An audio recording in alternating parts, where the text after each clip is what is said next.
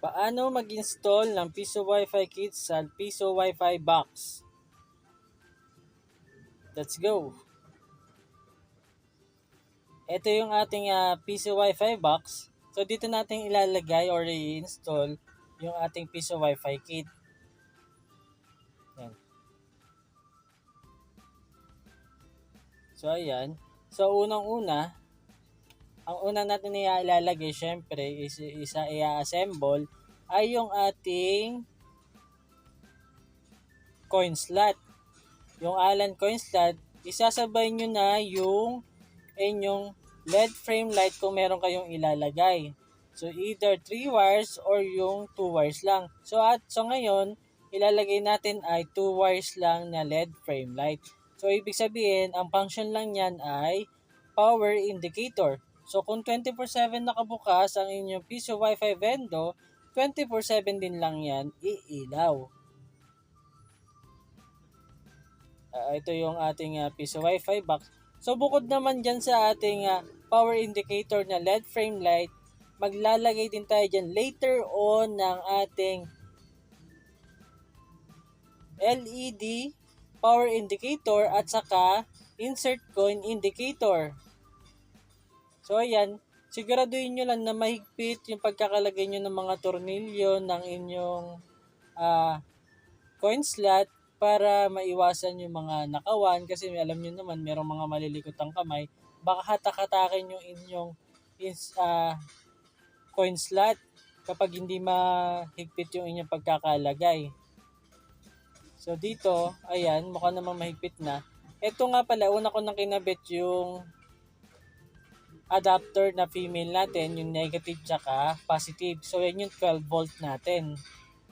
Diyan, lahat ng nandyan is 12 volt. Yung negative at saka positive na yan.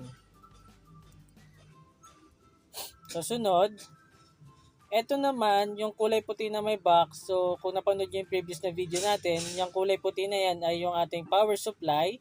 12 volt na 5 amperes.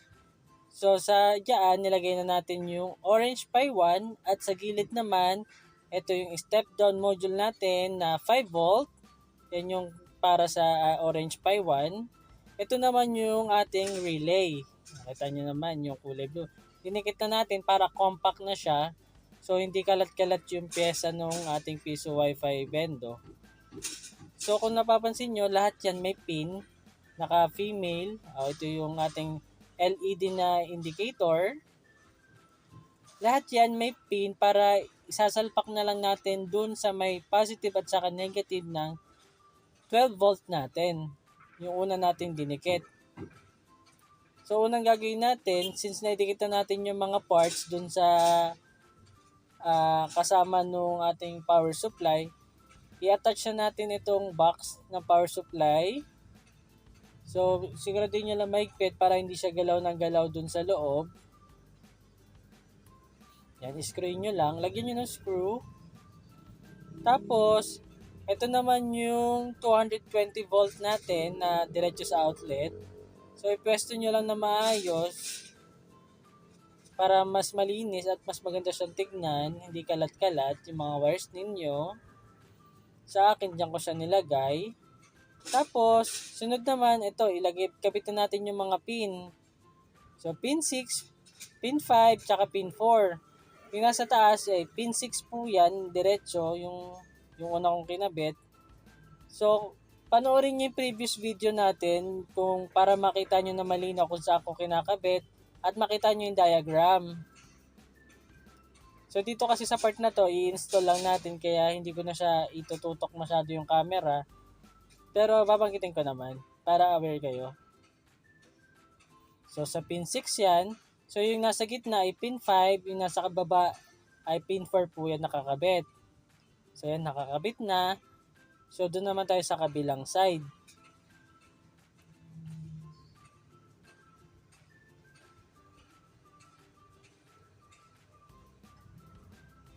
Ito yung para sa coin slot na dediretso. Yung kulay puti ay dediretso yun sa pin 3.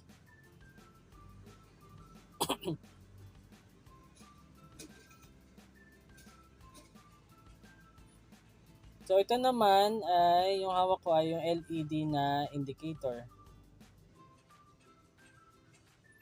So ito inuna ko muna pala yung nasa may bandang kaliwa na nasa gitna.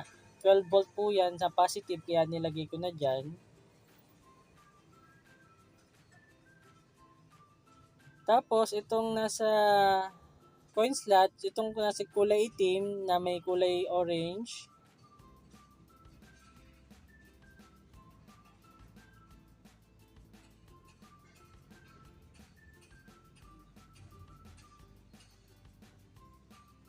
Unahin muna natin to, yung 12 volt na positive yung nasa gitna, na nasa left side na nasa gitna, positive po yan. Tapos, ito naman pong sa coin slot na kulay itim na may kulay orange na kalahati, yan po ay dire-diretso sa negative ng 12 volt natin. So, lahat yan naka 2-point wire. So, itutusok nyo na lang po, no? Para hindi kayo mahirapan. And for video purposes din po natin as a tutorial. So, itong hawak ko naman ay yung LED na indicator natin. Isa po yung kulay blue at saka isang kulay red. Yung kulay red po dyan, yan po yung power indicator. At yung kulay blue naman ay ang insert coin indicator. So, ikabit nyo lang po, itusok nyo lang po. May ginawa tayong butas dyan.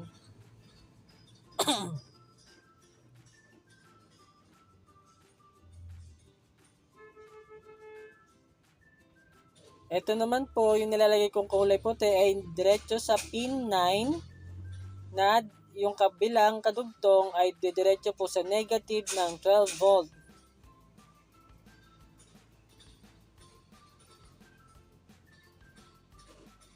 Negative po ng 12 volt po yan.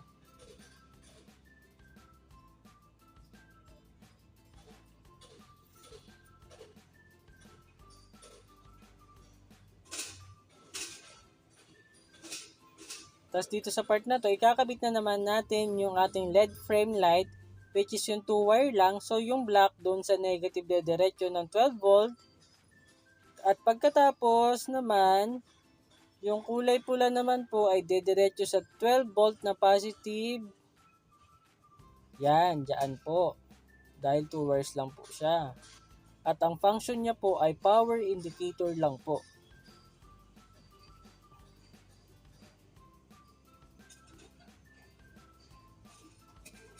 Ang susunod nating ikakabit, itong yan yung coin slot, idiretso na, saksak nyo na po dun sa ating coin slot. Tapos ayusin nyo lang po yung mga wires para hindi masyadong nakakalat.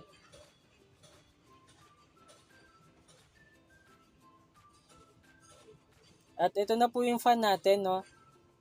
So kung napansin nyo, ayan, ipapatong lang po natin siya dito banda sa may taas ng ating Orange Pi 1 na board para magsilbing exhaust or para hindi po uminit yung ating board.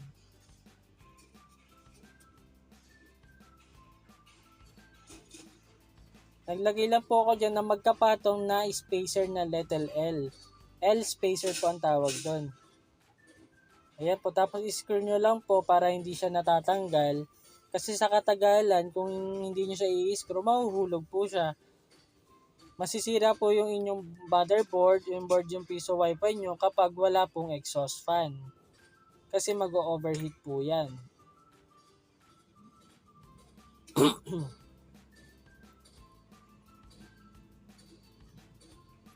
Gumamit po kayo ng crocodile wire katulad po ng nakikita nyo sa video para malinis or maayos po yung mga wires at hindi po kalat-kalat.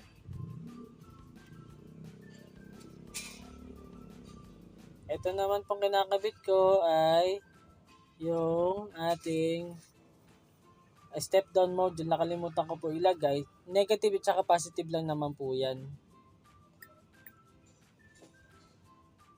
Pagkatapos ikabit nyo lang po yung USB na yan na para sa step down module papunta sa ating Orange Pi 1. Yan po ang power ng ating Orange Pi 1 which is 5 volt po.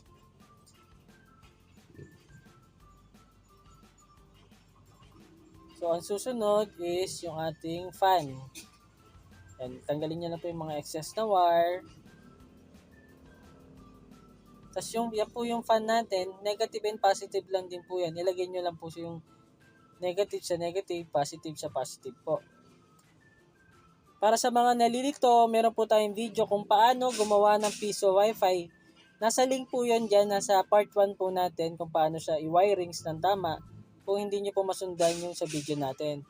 Dahil ang tutorial po natin yan ay kung paano lang po ilagay yung ating mga parts sa loob ng ating piso wifi box. So andyan na po, ilagay naman natin tong USB to Ethernet adapter. So, ilalagay nyo po yun sa bandang taas na malapit sa butas. So, gumamit po kayo ng glue stick para mas madikit po, no? Hindi siya natatanggal at matibay po siya. So, ayan na, halos nailagay na natin lahat ng parts. So, i-double check lang natin yung mga parts natin kung nasa tama na ilagay. Tapos, magte-testing na tayo, no? Ilalagay natin kung ano pa yung mga kulang natin. So, ayan, teka, close up natin para makita nyo pa maigi yung pagkakalagay natin. Ayan po yung fan natin, yung step down module, yung orange Pi 1, tapos yung relay. Nasa ilalim lang siya ng fan para hindi sila mag-overheat.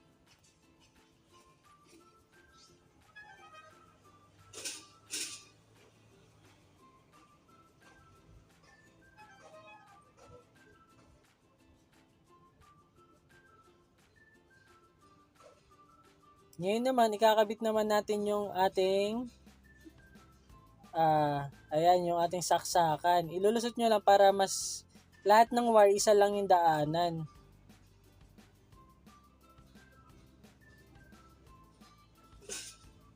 Ayan, nakabit na natin. So, kabit naman natin yung UTP cable na dediretso sa ating Ethernet adapter na nakakonect dun sa ating access point or yung Tenda F3 natin or yung router. Tapos, yung kulay blue na wire na yan, galing po yan sa ating ISP or ang ating internet provider which is yung Globe or yung Smart or yung Converge. Sa amin, Converge po ang gamit namin. Ayan, dyan po. Pag naikabit nyo na po yan, ite-testing na po natin para makita nyo po kung gumagana yung ating ginawang piso wifi. Ayan, gumagana naman. So, ibig sabihin, lahat ng nilagay natin na parts at mga wirings ay tama po ang pagkakalagay. So, sarado natin para makita natin kung ano yung itsura ng ating LED frame light at kabuuhan ng ating piso wifi vendo. Ayan. So, isaksak na natin uli para makita nyo po. Ayan na po ang ating piso wifi vendo. Siyempre, hindi matatapos yan hanggat hindi natin tinetesting. So, yung nasa left side, nasa kanan ko, pansinin nyo may kulay pula na button. Diyan po yung ating power indicator. Tapos, kapag nag-insert ko yun tayo mamaya, iilaw ng kulay blue yung nasa taas niyan. So, connect lang tayo sa ating vendo.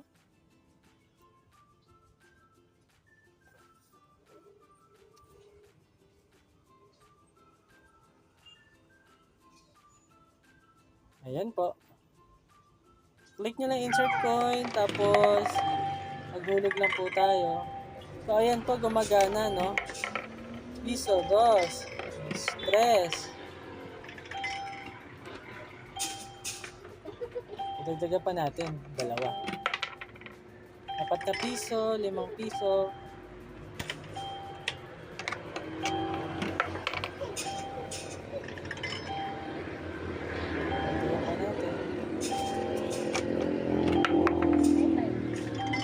So, ayan. Pindutin nyo lang go online kung makikita nyo kung gumagana. So, ayan. Working po ang ating piso wifi vendo. Sa refresh nyo lang pag hindi nyo makita yung oras. Baka naglo-loading lang siya. Ayan po. Kita nyo po. Ayan. Okay. So, marunong na po kayo maglagay ng Piso Wi-Fi kit sa ating Piso Wi-Fi box. Sa mga kapiso Wi-Fi natin dyan, pa-follow po and subscribe po sa ating channel. Sana madami kayong natutunan po.